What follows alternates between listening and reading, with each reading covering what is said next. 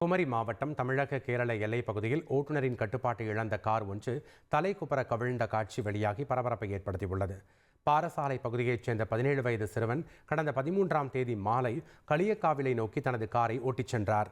அப்போது கார் செங்கவிலை பகுதியில் வரும்போது கட்டுப்பாட்டை இழந்து அதிவேகமாக வந்து அபினேஷ் என்பவருக்கு சொந்தமான காரின் மீது மோதி சாலையின் நடுவே பல்டி அடித்து தலைக்குப்புற கவிழ்ந்தது. விபத்து ஏற்பட்ட சத்தம் கேட்டு அக்கம் பக்கத்தினர் ஓடி வந்த நிலையில் காரினுள் இருந்த சிறுவன் அங்கிருந்து தப்பி ஓடினார். விபத்து காட்சி சமூக வலைதளங்களில் வைரலாகி வந்த நிலையில் அபினேஷ் விபத்து சம்பந்தமாக கொல்லங்கோடு போலீசில் புகார் அளித்துள்ளார். அதன் பேரில் போலீசார் 17 வயது சிறுவன் மீது வழக்கு பதிவு செய்து விசாரணை நடத்தி வருகின்றனர்.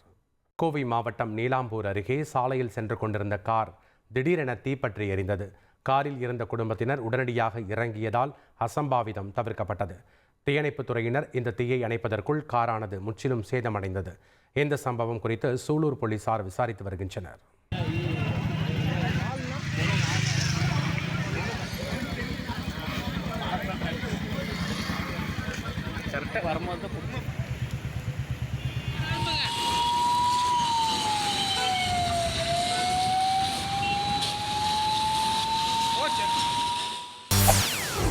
செய்திகளை உடனுக்குடன் தெரிந்து கொள்ள உடனே சப்ஸ்கிரைப் பண்ணுங்க.